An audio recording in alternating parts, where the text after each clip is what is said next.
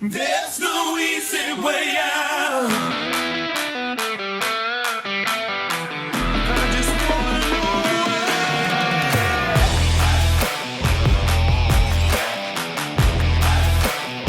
there's no easy way out. No easy way out. I'm not asking for another chance.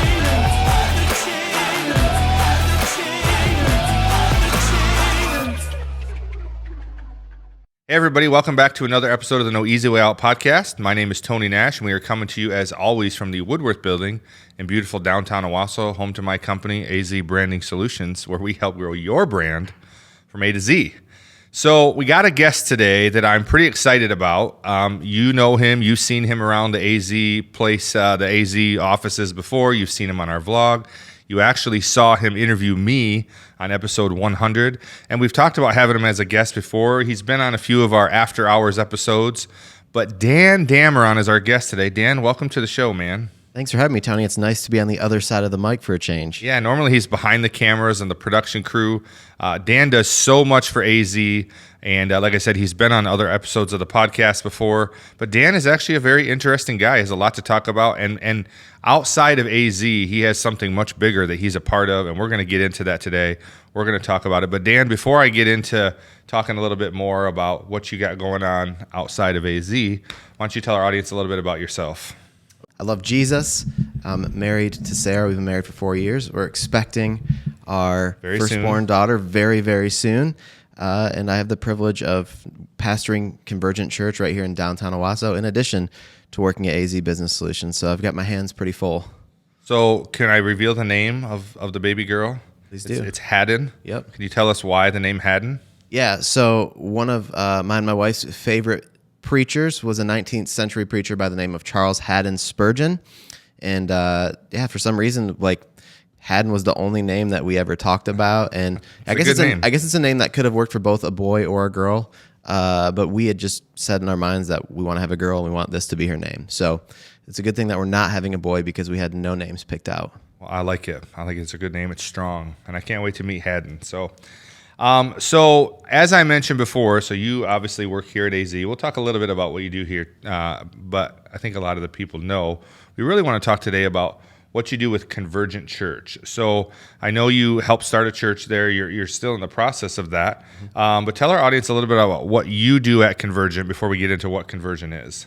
Yeah, so I have the privilege of being the co-planter and pastor at Convergent Church right here in downtown Owasso, alongside Jameson Bibiak. And Shout out to Jameson. Shout out to Jameson. His name's going to come up later in the podcast, I'm sure of it. So we'll of see. course.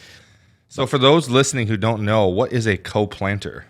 So it just means that we did it as a team. So there's not one, guy just doing it all by himself, but instead we kind of divide our labors and we each carry out our unique, get to operate out of our unique giftings. And so for Jameson in this season, he's thinking through, preaching calendar. He's thinking through like a lot of the counseling stuff. And then for me, I'm on the other side of it, looking more like where we're going and the strategy of how we're going to get there. But we share the pulpit. We share leadership.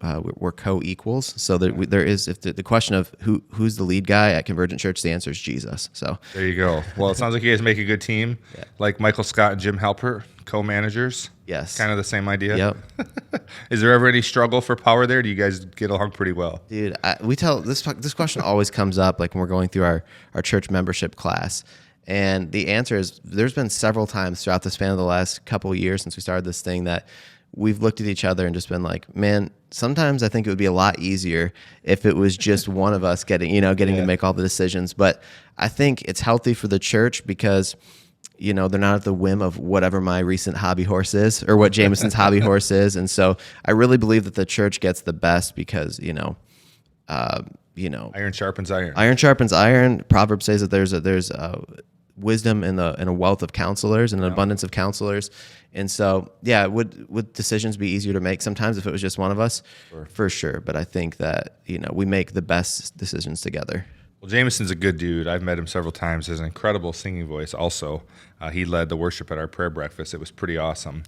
To our audience, we couldn't really survive here at AZ without Dan.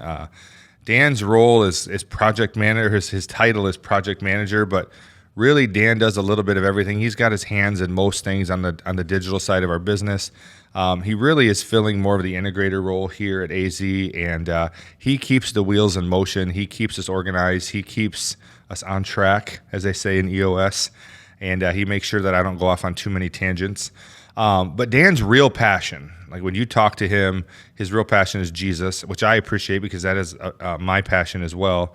And one of the things we talked about when you started working here was, you wanted to be able to have the flexibility to do this church plant. And, Dan's very responsible about getting his work done, but I know deep in his heart is with his people at the church there and with that work there. And so I know it's something you really love, but tell our audience a little bit what you enjoy most about, helping pastor a church. Every human being has one thing in common. So if you're going, what common ground could I have somebody who's on the other end of the political spectrum with me, or, any of those sorts of things? Every single human being without fault is broken and has been let down in some way because of sin, whether their own sin or somebody else's sin. And so, man, I think it's just the great equalizer. And so I love being able to enter into that with people, to enter into people who are struggling with their own shortcomings and trying to clean up the mess of their lives. And I also, love coming alongside people who've been on the other side, who've been on the side of, being hurt and trying to understand how a God who is, good and loving could let bad things happen. Yeah. Well, if you can't tell, Dan loves people, and it's certainly not an act. I've been around him for 2+ years, and it's evident in the way he is, even with our clients. Dan just loves people, loves to get to know people, and loves to help people. So you could have started a church anywhere in the world, but why Owasso? Yeah, man. I just felt the burden to grow where I was planted. And, if you've been to downtown Owasso, you know that there's a lot of exciting revitalization happening in our city.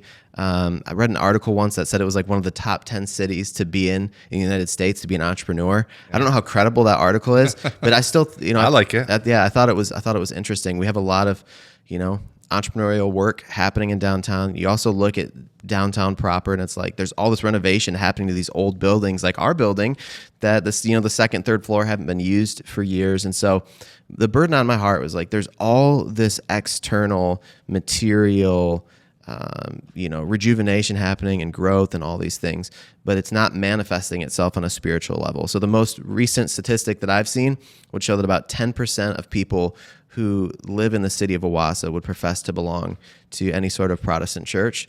And that's staggering to me, especially considering that we have 50 churches in 5 square miles. Yeah. And so, whenever someone's like, that's probably the most frequently asked question we get is why another church when there's so many churches? Yeah. And the answer is like, man, we just need more faithful churches because we need everybody in Owasso's not going to church yet. So until everybody's attending, it's probably work to do. Yeah, man. And truth be told, at this present time, if every single person who lived in the city of Owasso became a Christian and got plugged into a church, we still wouldn't have enough seats to meet that capacity. Yeah. So you mentioned there are a lot of churches in Owasso. I don't know what the number is, but I know in Shiawassee County there's a ton. Yeah. And a lot of good churches, a lot of, some might say not good churches. I don't know if that's maybe up for debate, and we won't talk about that necessarily. But, I always ask our entrepreneurs what makes their business different. So I would ask you, what makes Convergent different? Yeah, I would say, man, I don't know I haven't been around that long. I'm only 31 years old. Boy. But I would say, man. over the course of the last century or so, it's become like Sunday morning going to church is like a thing that we do. It's not who we are. And so I'd say what makes Convergent Church maybe different than some of the other churches is that, like, man, we love Sundays and we love gathering together, but we don't want to be a place where we just come and do something one day a week. We believe that the church isn't a building, it's not a place, but that we're a community. And so we're really striving to live that out, where it's, it's come and be known and live in community and have other people. There's like, I think 59 or 60 one another commands in the New Testament. And so it's going like, yeah, let's come together and let's help each other walk those things out. Yeah, I love that. So then, one of the questions I like to ask our guests, again, most of our guests are entrepreneurs, but in the same spirit, we always ask our guests, who is your target market? So let me ask you, who should come to Convergent? People who don't know Jesus and people who do know Jesus. I would say we started a church because there's a lot of people that don't know Jesus. Like we didn't start a church to try and reach the other Christians in the city, but certainly Christians are welcome. It takes Christians to make a church, right? Sure. And so, yeah, man, but I would say our target market is the city of Owasso. So we've got, friends and family that are commuting from Genesee County or from the Lansing area, and to that I'm always like, man, you're driving by a lot of faithful churches on the way, and we'd love to help you get connected somewhere close to home, because again, we believe that church isn't just a day of the week. We believe that it's not just something that we do, but it's a people that we belong to, and so it makes it really challenging when you live 45 minutes away. So it's not uncommon for you to hear me say things to people like, hey, it's one or two things is going to happen here.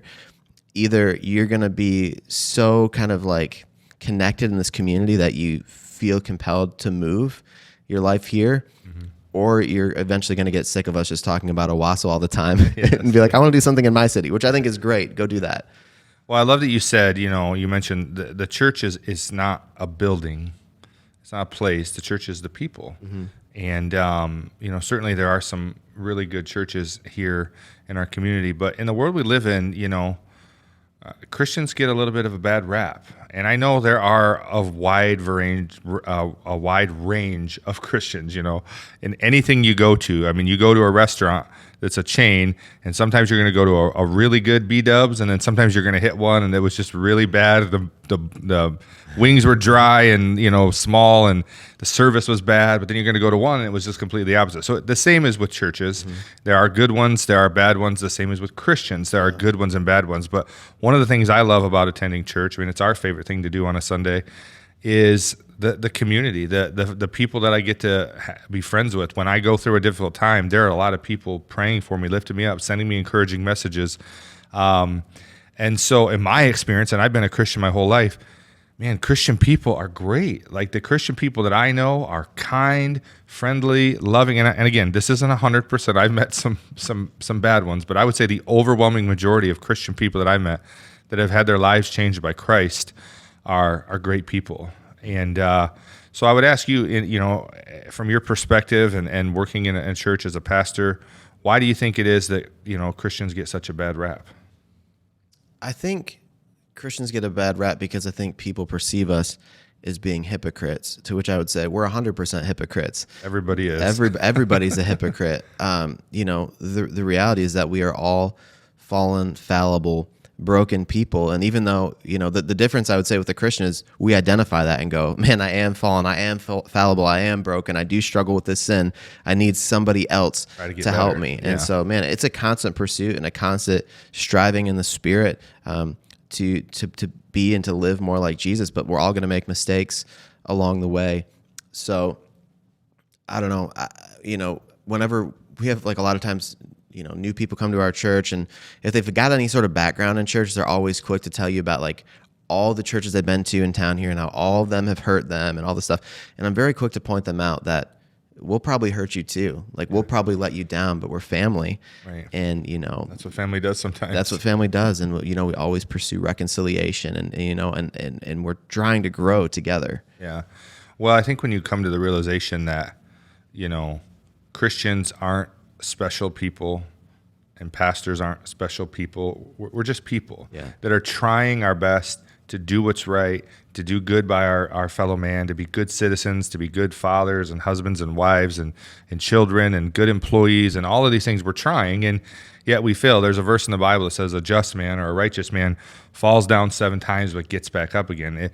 And so for me, an entrepreneur who likes the pursuit, the struggle, like today's a good day, tomorrow was tough, or today's a tough day, but tomorrow's going to be better. It's the same thing in our Christian walk. Paul said at the end of his life, I fought a good fight. Because sometimes the Christian life is a fight. It's a struggle. And, I certainly know there are probably Christians that put themselves on a pedestal and think that they're better. But I think if you've truly been changed by Jesus, you're not better than anyone. For sure. And you have grace, and so you want to share that with as many people as possible. Yeah, I love, the example of the Apostle Paul. And it's like early on in his ministry, he would talk about like, man, if we want to do this based on like works of the law, let me tell you all my credentials. He was a Pharisee, like he was this religious leader. He like can list them all out.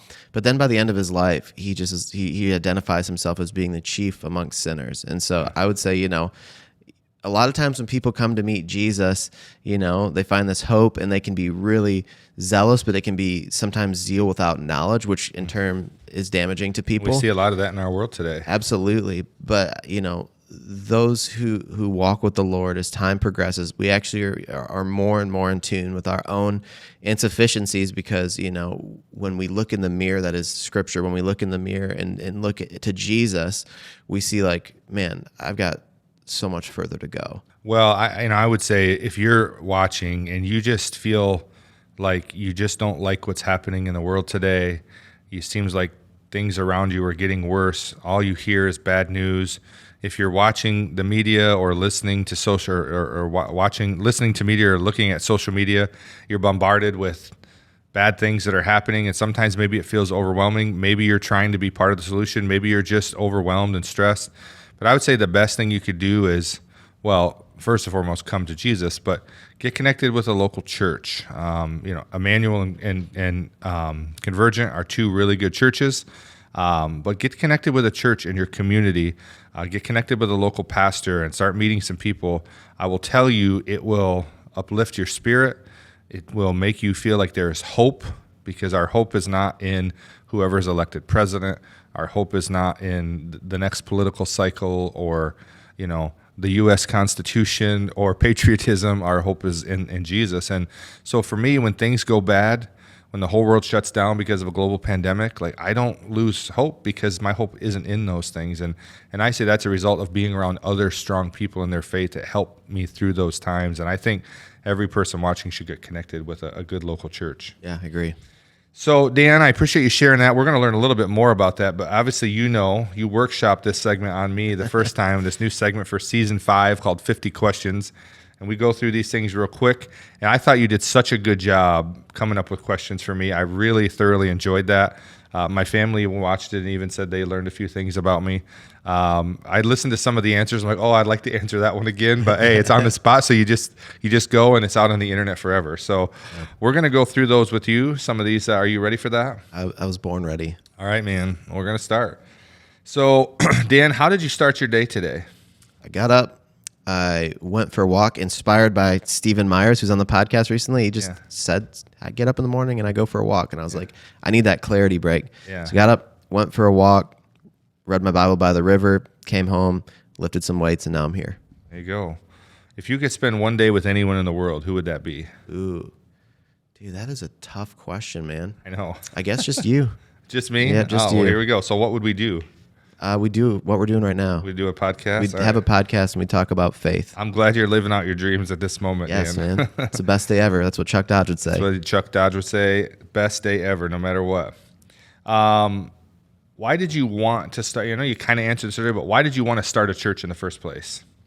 Yeah, man. Just wanted to see more and more people in our city come to know hope and realize that there's so much more to this life that we're living, and especially coming on the heels of a global pandemic. Like, most people are like, dude, of all the times to start a church, like, you and Jameson decided in 2020 that you were going to start a church, like when everything was still shut down. Yeah. Like even like in 2021 when we were meeting in a living room, it's like still a little controversial. Yeah.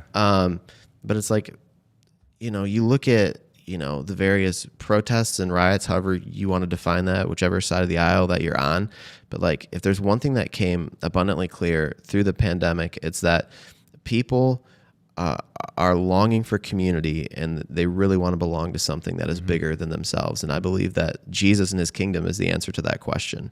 Excellent. So, starting from meeting in a house during a pandemic, how would you say the church has grown over the last few years? We started in a living room and we're like, we're just going to play the long game. Like, we really didn't have an agenda to like, we didn't have like a public launch date or really much, written in stone.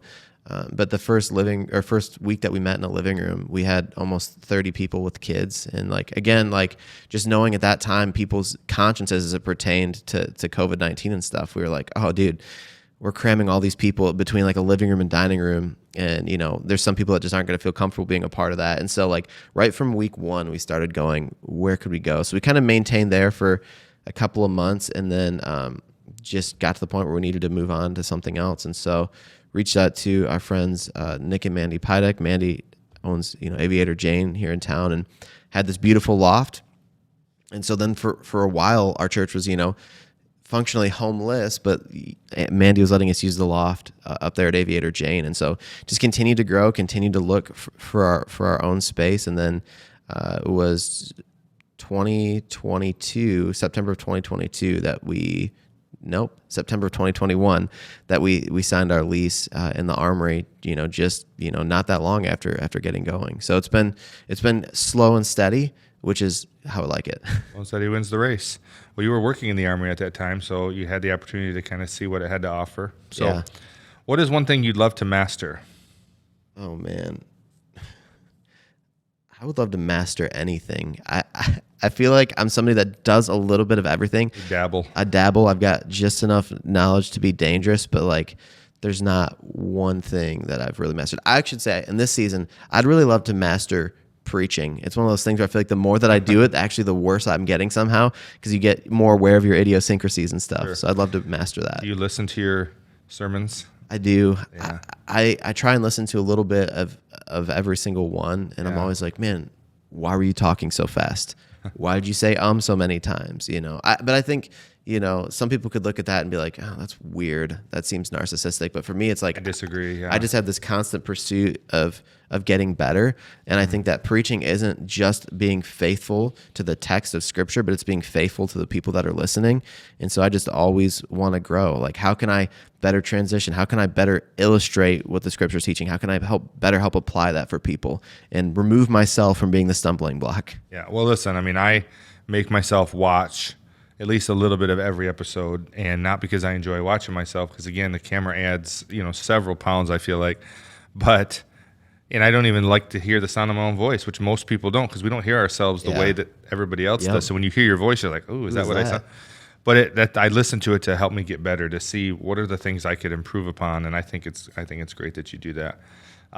Do you ever amen yourself? No, literally never. That wasn't one of the questions, but I was curious. What has co-pastoring a church taught you about yourself?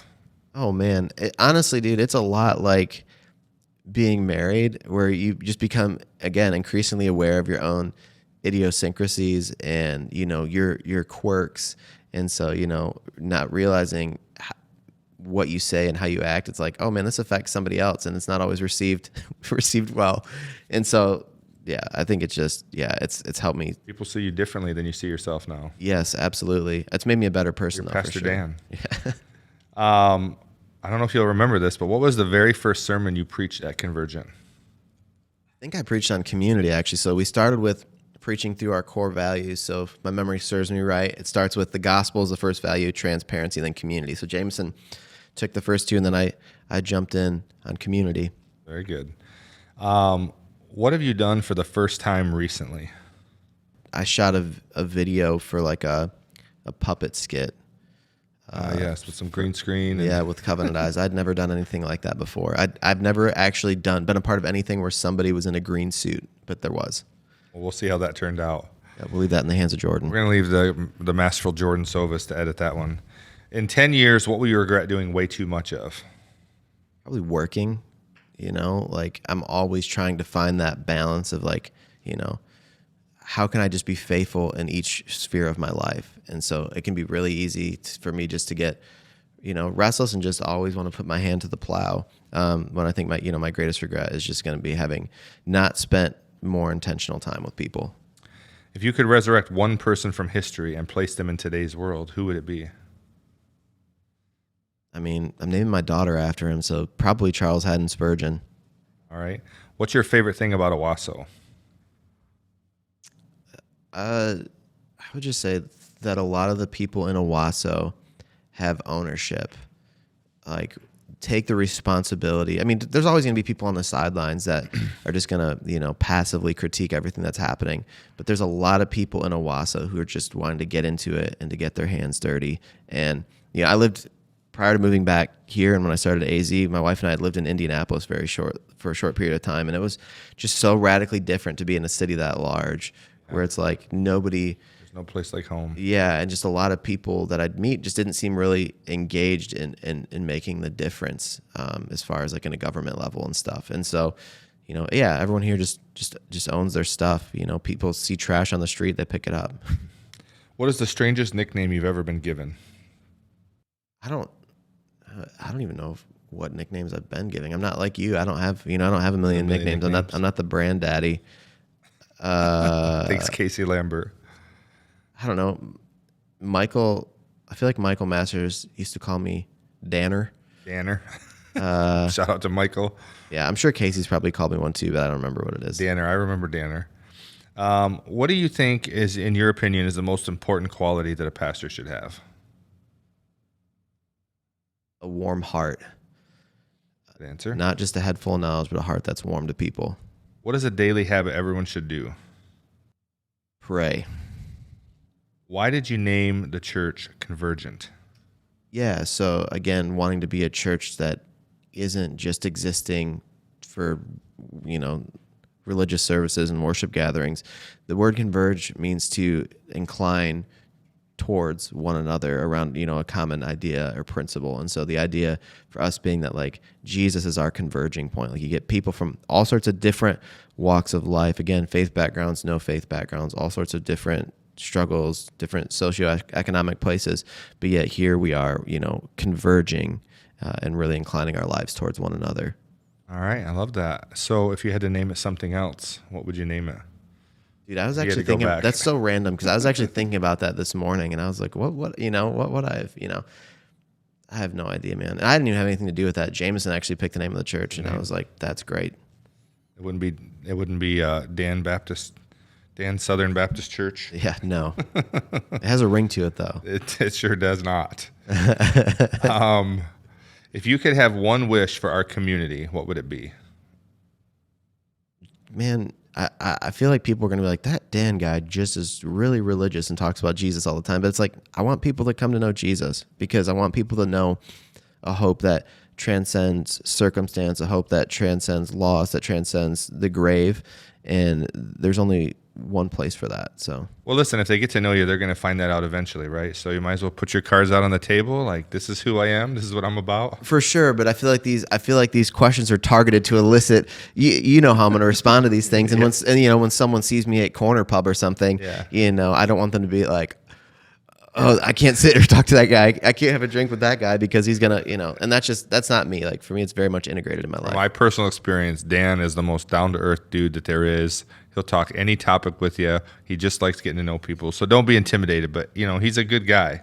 I'm also, there's been plenty of times here when I've said something like really stupid or off color, and you've been like, "Well, thanks, Pastor Dan."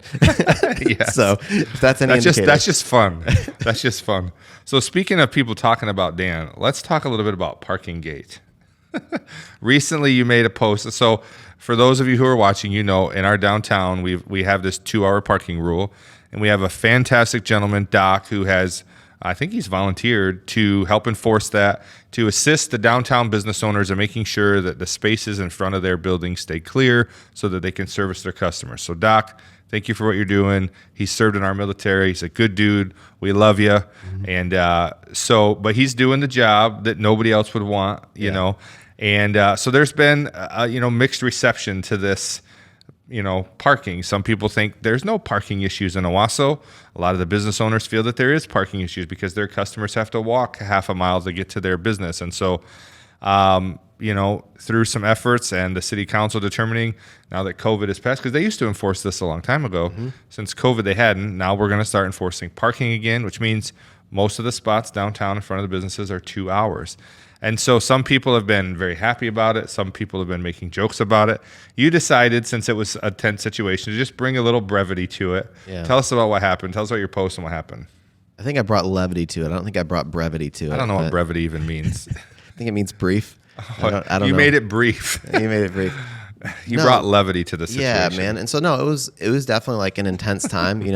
I was, people in our own building, people in our own office, people that work at AZ, like we're like, I've been parking here, for the last couple of years, and now I got a ticket. And it's like, no, it's always been clearly posted that it's 2-hour parking. So everyone just had to embrace the risk. But then there's other people that were, really upset that it hadn't been enforced for a long time. There's other people that are really upset that it is now being enforced and they can't park in front of their business, even, and then there's, everyone's kind of being directed towards just one of the city lots. And so like the lot closest to us, there's tons of people working just in our building alone. Right. And so now everyone is converging on this particular parking lot. So now, some of the business owners in there are like, man, my, senior citizen handicapped, patients or customers are having to park blocks away. What's actually, so there's some people that are just like, I didn't know what was happening, but why is this parking lot always crowded? And so for me, it just like, it was a really stressful time for a lot of people on both ends of the spectrum.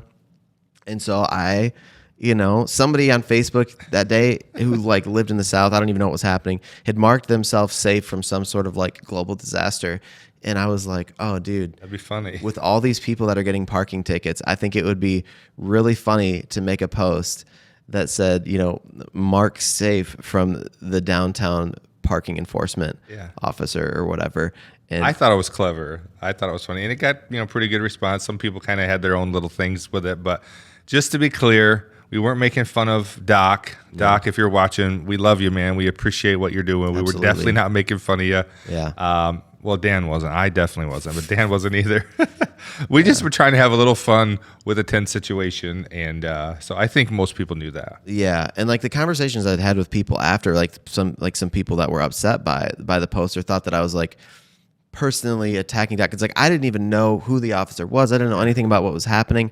And if you know me, like I'm not gonna be like, I don't care about parking that much. Like for one, I'm never parked down here. Goes for a morning walk every day. Yeah, I've never been parked down here for more than 2 hours at a time. So it's not something that personally affected me. So I think a lot of people perceived it as me either just being mean or rude or unchristlike, or like that I was identifying with, like there's always two sides to any issue, and there's a lot of people. There's a lot of people that perceive that as me picking a side, where it's like, no, dude, I'm just the dude that's always sitting in the middle, just making jokes. So, Well, I thought it was funny.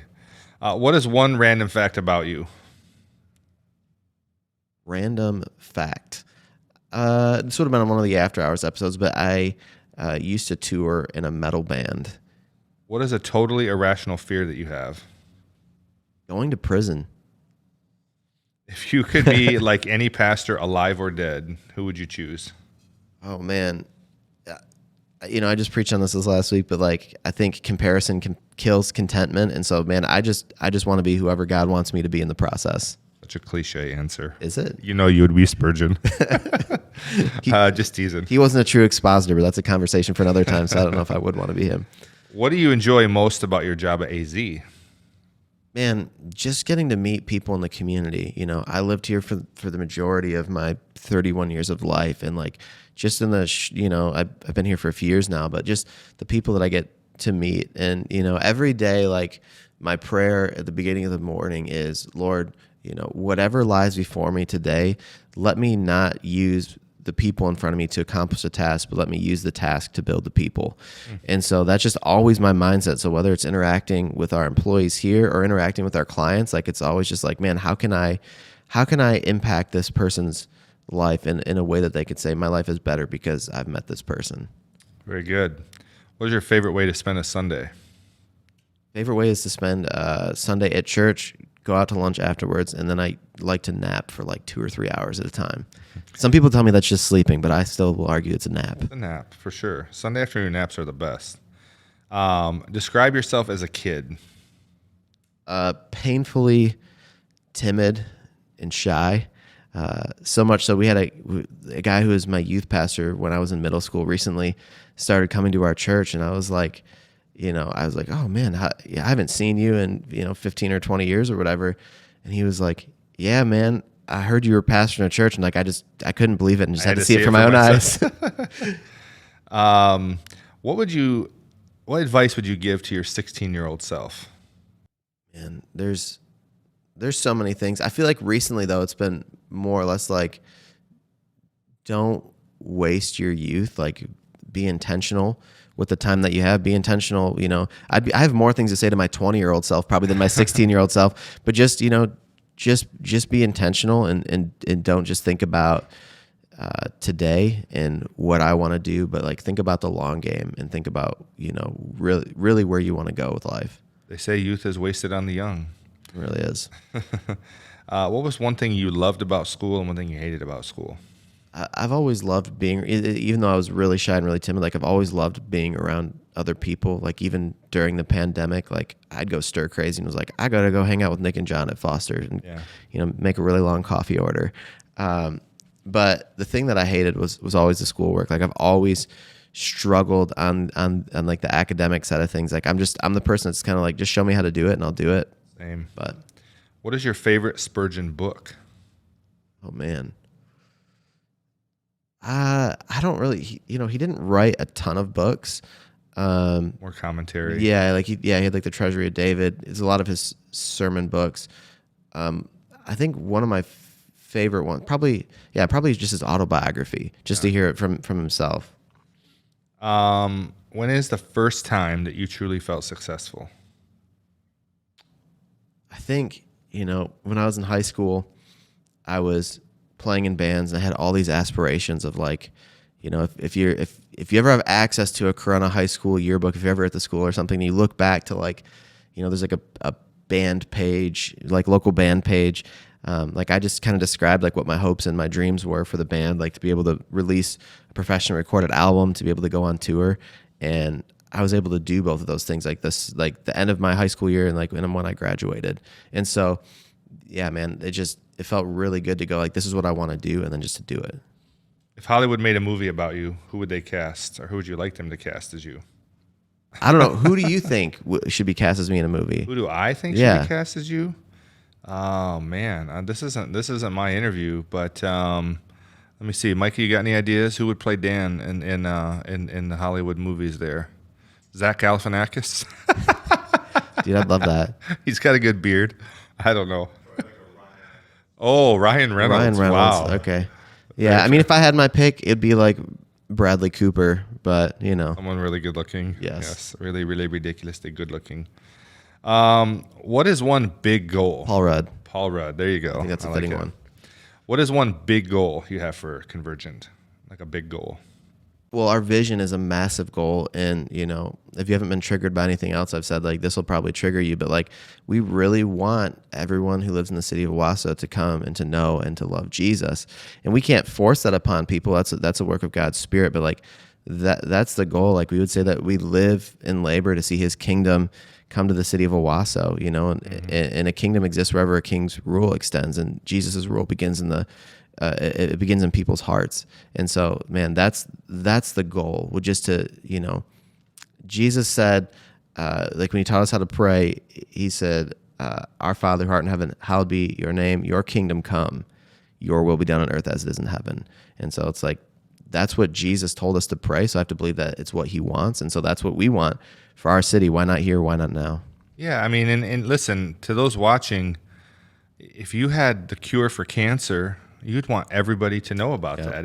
If you found a way that everyone could live, you know, rich and wealthy and it was easy, you'd want to tell everybody about that. And as a Christian, we feel like, you know, we've unlocked the key to true joy. The Bible talks about joy unspeakable and full of glory. I mean, you can't even really describe it, or peace that passes all understanding. Like when you have something like that, we'd be a selfish people to not want to share that with others. And again, never want to force it on somebody, but man, we want to tell anybody who wants to know, like, this is real. This has changed my life. And so if you see Christians like trying to tell you about it, it's because it's something that means a lot to them and they want it to mean something to you. But during Parking Gate, I had somebody, I feel like I said, a few different people kind of reach out to me with some negative critiques, but it's like, you know, one recurring one is like, I thought you were trying to build community. How is this building community? And I was like, dude, just wait until people learn that I want everyone to meet Jesus. And there's going to be a lot of people that don't want to be around me. Like that's gonna. Yes. But at the end of the day, like I don't want the parking thing to be the stumbling block. I want it to be, you know, my faith in Jesus. So that's my bad. So you said you used to be in a metal band. Yes. Who is Dan Dameron's favorite all-time metal band? Oh, dude. You've probably never heard of them, but they're called August Burns Red. I have not. What was the name of your band that toured? People are gonna go look up stuff on YouTube now, man. It's called Bring Them Low. Bring Them Low. If you had an unlimited budget, what would one upgrade you would make for the church? Yeah, probably just being able to own our own building at some time. But I also, my conscience is conflicted because, again, like, we don't want to be people that are just glued to a building. I'd rather have people meeting in homes. But if I had to boil it down, that's probably it. What is your go-to order at Johnny V's Smokehouse? It's one of our favorites here. It is. The pork tacos. Dude, they're so good. Every time I eat them, they get better. And I was telling my wife this the other day. I was like, no offense to you, but like, I've never had something this incredible in my life. Wow, that's tough. So I know you mentioned that you did earlier, but the question was, is it true that you once had a recording contract? So we know the answer because you already told us, but tell us about the recording contract. Yeah, so after I graduated high school and the band had, we professionally recorded an album. Like for a long time, like my goal was like, I wanted to make music in my career. And so we just started shopping around with just some smaller record labels and just sending it out to whoever we could get it to. And so we ended up landing with a company, a record company that I don't think they exist anymore, but they were called Raging Storm Records. And so, I mean, they were willing to take a gamble on us. Yeah. And, we're very accommodating. So that was cool. I just figured out who's going to play you in Hollywood. Who? Jack Black. School of Rock style Jack Black. That was what Legend of the Rent. That was like what was in my head, but like He doesn't look like you, but he's also like super charismatic and doesn't act like me at all. that's so true. But he's a good actor. He Yes. could play you. Yeah. So Dan, sometimes we tease you around the office about your frequent order of a turkey on white sandwich. Who has the best turkey on white in Owasso? Oh man, that's easy. Jersey Mike's. They're the newest cats in town, but they've got the best turkey on white. All right. How long after you started working here did you begin to notice the frequency of my mentioning that I worked in the hotel industry? Dude, it was right at the beginning, man. Like literally right at the beginning? Maybe it took like a month, but after listening to a few, like being a part of a few different podcasts and hearing the interactions with people, I was like, oh, okay, yeah, that comes up, Comes up a lot. comes up a lot. If you could describe your job here in 5 words or less, how would you describe it? Controlled chaos. That sounds about right. If you could broadcast a message to the entire world right now, what would it be? Yeah, I kind of alluded to it earlier, but just like the reality that like everyone is broken to some degree, and that the only remedy for that is Jesus, is the gospel. We're powerless to clean ourselves up. You think about your kids, they make a mess somewhere. Heaven forbid it's the bathroom, and like they trying to clean it up with their hands the best of their ability and just smear everything around and make it way worse than it began with. Like that's our story in our brokenness. Like when we try and look within to find healing or to fix ourselves, like it just always leaves us wanting for more. And so there's one message I could broadcast. It's just the good news that Jesus came to this earth and lived the perfect, holy life, never sinning in thought, word, or deed. He did that as our substitute in our place and ultimately went to the cross. The Bible says the wage that our sin affords us is death. And because of God's great love for us, he didn't even withhold his own son, Jesus. And Jesus came and took the beating, took the mocking, took the being crucified and ultimately killed for our sin so that we could have reconciliation with our Heavenly Father. What is your proudest achievement? Probably planting Convergent Church, because it's something that I felt called to for over a decade. And, to see something like that, that you've desired for so long, that you've just committed to prayer for so long, that you've worked to for so long, come to fruition is huge. What is something important that you've learned in your life that could help others succeed? Just knowing that like Jesus paved the way for you that you couldn't pave for yourself, and that, it's not about how hard you try, it's actually about surrender. Love that. It's a great answer. In your opinion, what sets successful people apart from unsuccessful people? Hard work. What's your advice to someone who wants to start a church? Most of the time now when people start a church, it looks like starting a gathering and then assembling a group of people to kind of do the work of ministry, and then years down the road, engaging the city. But the biblical pattern was actually engage your city first, and as you're reaching people with the gospel, they become your core team, they become your small group, and then from there, you launch a gathering. And so I would just say, man, pray about it, and then start engaging your city today. Like, that's not an after effect. Like, that's actually where the work of church planting begins. It starts with engaging your city. The gathering comes much longer after. With everything going on in your life right now, what makes you most happy these days? Man, just spending time with my wife and, trying to savor. Getting ready for Haddon? Yep, savor every memory along the way. In today's fast-paced and constantly evolving world, how do you think the role of the church and the pastor has changed, and what challenges does this present? I mean, I think what the church and what a pastor is today is, a lot different than what we see in the New Testament. And so again, in the New Testament, it wasn't, the New Testament church, they didn't have buildings. They didn't even, necessarily have these long Sunday gatherings where somebody would get up and, lecture or preach for 40-minute increments of time or however long. It was just much more organic. It was people that were literally like investing their lives in one another. And then, in the role of the pastor, I think a lot of times in the church today, people view the pastor as being kind of like the employee of the church, like the guy who does the work of ministry. But the way that Scripture would teach is, the pastor's job isn't to do the work of ministry, but it's to equip the believers to go out and to do the work of ministry. And so I think, those are two things that have rapidly changed. But, I would also say that I think it's been many of our pursuit to try and get back to some semblance of what we saw in Acts 2. How do you approach the task of delivering sermons that are relevant in today's world and in modern context? Every portion of Scripture is all about Jesus. Like, it's either explicitly about Jesus or it's a shadow that's looking forward to the redemption that, that Jesus would bring.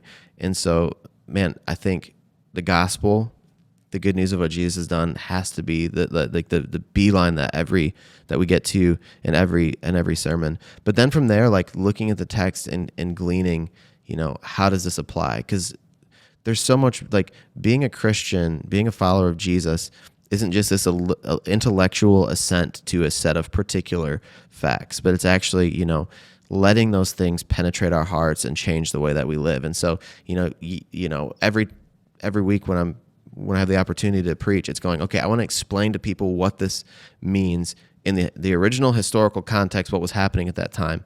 But then I want to find a way that I can illustrate it to, like, they can understand it in terms of, like, how this would work in today's society, and then help them apply it. Like, what are the implications that we can draw from this text that we can actually apply in our lives today?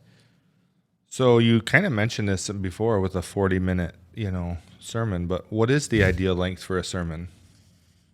Man, I would say 30 minutes.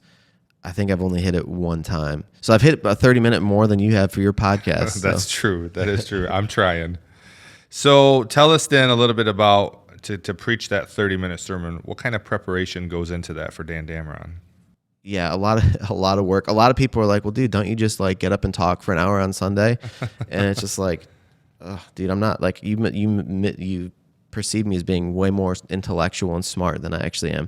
And so, I mean, for me, the process looks like, typically we're preaching through a book of the Bible. And so I don't pick what I want to preach. It's just like, oh, we finished in these verses last week, so here's the next set of verses. And so for me, like, that process begins by just looking at the text, studying the text, praying and asking God to help me understand what I'm reading.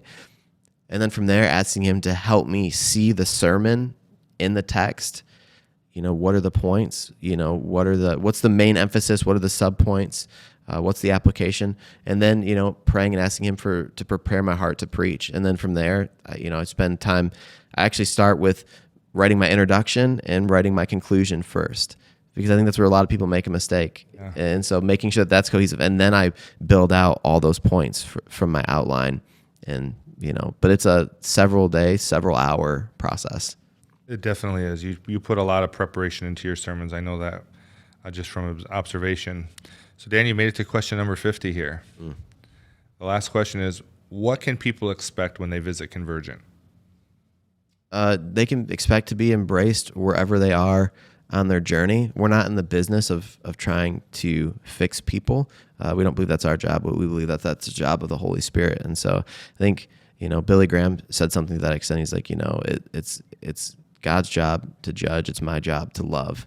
And so, man, they can expect just to be loved on and to be, met with open arms.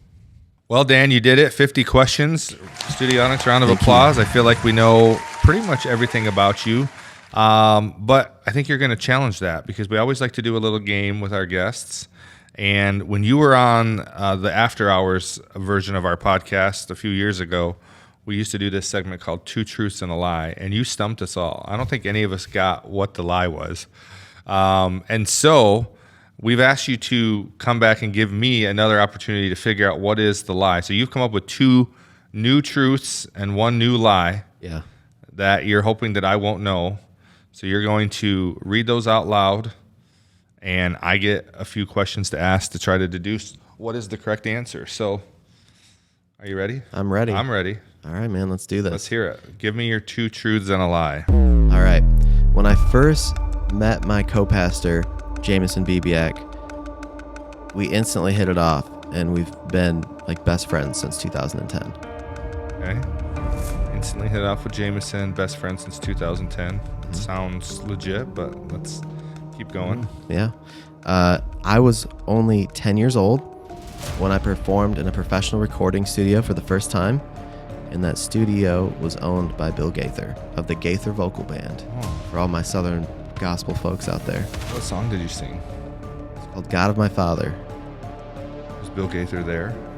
I did engage with him when we were there. He wasn't in the studio as I was recording it, but like he'd always come in and like a president kind of just drop in and, hey, how's it going? Did you get to touch his perm? I didn't, but his flow was serious. He's also much more tan than I would have thought he would be. Very orange man. Did this album that you recorded get produced? It did. It did. Can it be found on the internet? It can. Can it be found on YouTube? It can. 10-year-old Dan singing in the Bill Gaither production studio. Yes. What was the song again? God of My Father. Okay, you got it right. Okay. All right. Let's go to number 3. All right. Before I had my first interview with you at AZ, I had already decided that I didn't want to work here. That sounds right. That sounds like a Dan thing. Okay, so this time you were working for Sleek Fire. Yes. Why did you decide you didn't want to work here?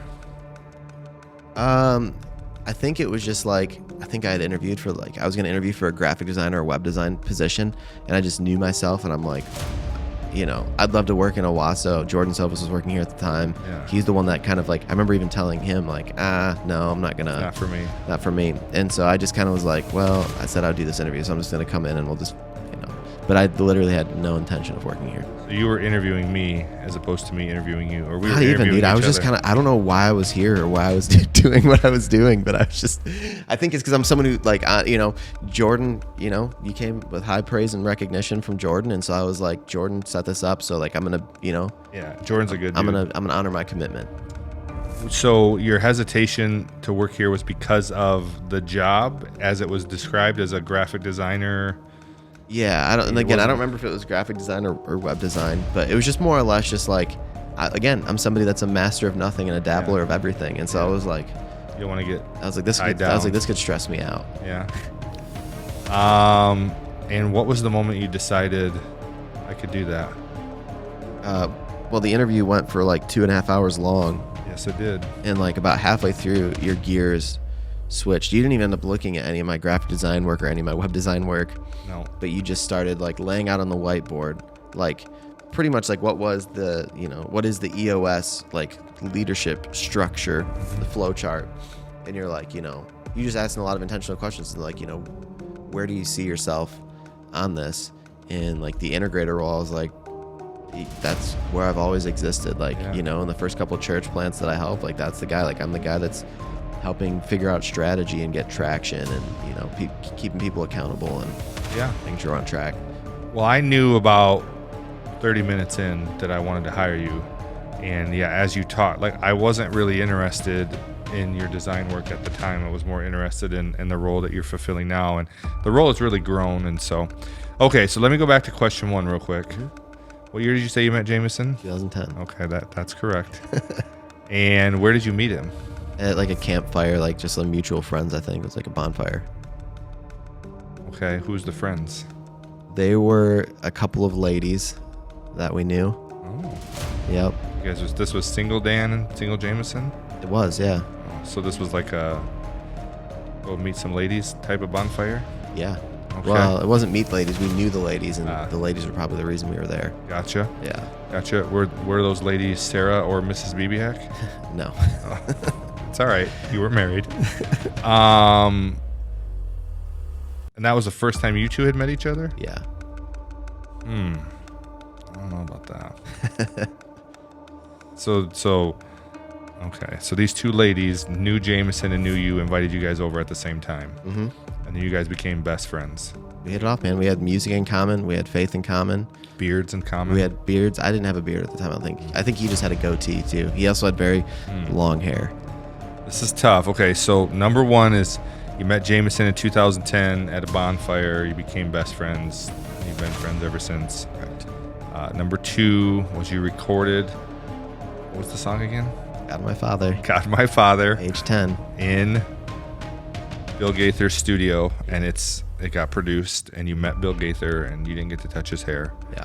The number 3 was that. That I'd already made up my mind that I didn't want to work at AZ. You didn't want to before work I at even had AZ the interview before you with came here. Yeah. Okay. All right. Man, my brain is leaning towards number 1 because I feel like maybe you guys didn't become best friends at first. I feel like you guys knew each other, but didn't really hit it off from the beginning, like many, love stories. My wife and I did not like each other. Well, I liked her. She didn't like me. Number 2 seems right. You got the name of the song 3 different times, and I could see you, recording in the Gaither studio back in the day. Because your dad, Larry Dameron, was a pretty well-known Christian singer. And then number 3, I could see Dan just immediately, like instantly being like, I don't want to work there, being a little skeptical. But then the charm of Tony Nash winning him over after 2.5 hours of talking about hotel industry. Man, this is tough. I'm going to lock in my answer that number 1 is incorrect. You are correct. That is correct. Yes, I did it. So Tell us the real story. So, truth be told, I don't remember exactly where I met Jameson, but I do remember the circumstances surrounding it. So It wasn't a bonfire? I think it might have been. I don't know. I honestly don't remember when I first met him. But most people are shocked by the story because, especially like, we share a little bit of this like in our church membership class, just like people, like icebreaker, people getting to know us. Like, most people are shocked to find out that like when Jameson and I, first met each other, that we were like arch nemesises, like fundamentally did not like each other. And so now people look at where we're at and they're like, you guys seem like you're in lockstep, man. What happens, man? Yeah, man. So we come to find out, unbeknownst to me, that we liked the same girl. So I was under the impression that he liked the other girl that was the older sister, and he was under the, so yeah, I don't remember what all had happened, to be honest, but I just know that like a prolonged period of time went on where we had no communication, and it all worked out. Yeah, man. I ended up years later, someone had shared a video of him like leading worship, and I was like, oh, dude, that was that one guy. I remember meeting him at some point, and I, reached out and was like, hey, dude, like, love this song. Like, you want to get coffee sometime? We seemed like, we're both worship pastors at the time, and so I thought, man, this is cool. And then when we sat down, like, we had this great conversation at fostering community, and he was like, "Hey, dude, when you messaged me to say you liked the song, you want to get together, it brought up all the things that I had said to you like several years past, and I'm really embarrassed and I'm really sorry for what, you know." And I was like, Wow. "Oh, dude, I had no idea," because I had deleted You the know, you message. said So I was all like, that. "Yeah, I didn't know," and I didn't ask him. So till this day, I don't know what was said. But I did find out that it's like, "Oh, you like that girl? I had no idea." And so I told him, I was like, "Well, I ended up with her, but you got the better end of the deal by bypassing that one." So, yeah. Well, so it's like any classic romantic comedy. Yep. They meet, they don't like each other Yeah. through time. They come in, and today they're best buds. Yeah, they're man. co-planting a church together. Yeah. So it all worked out. Well, Dan, thanks for sharing, man. You know, I feel like I even learned a few new things about you. You know, like I would just give my endorsement of Dan and saying like Dan's the real deal. You know, when we first met, I wasn't sure like, you know, if this guy really was as passionate about God and as he says he is, but I've watched him over the years and he truly is. And I think it really comes down to he loves people. And that's witnessed in our offices with the staff. That's witnessed with our clients. It's witnessed at his church. So go sit down and have a coffee with him. But before we go, as we always do, I let our guest look into that camera and plug whatever you want to plug, man. Yeah, so you want to tune in next week to the No Easy Way. No, I'm just kidding. So I love to connect with you sometime. Convergent Church, you can find us online at convergentowasso.com. It's got all the information from what we believe to who's leading to, you know, what to expect at a gathering. And then we'd love for you to join us, you know, any Sunday at 11 a.m. We meet in the Armory right here in downtown Owasso. All right. Well, again, Dan, thanks for coming on. Now we got to go back to work because we have to produce another podcast right after this. I'm going to go right back on the other side of this camera. Normally as soon our as we're guests done. leave, but you're going to get to stay here and work with our next guest. So thanks for doing this, man. Dude, thanks for sharing your heart and thanks for sharing your stories with us. Yeah. Thanks for sharing your lies. I'm glad I found out what it was this time. The last one, it was that I don't remember what the truth was. I just remember, or what the lie was. I just remember I guessed the lie was that you were a former free throw champion with the Detroit Pistons, but that was actually true. Which is true. 2005. Yes. I remember. So, all right. Well, thank you for watching and coming on this journey with us. As my mother always said, you can't and never could until you tried. So go out there and try something great, my friends, and don't take the easy way out. We'll See you next time.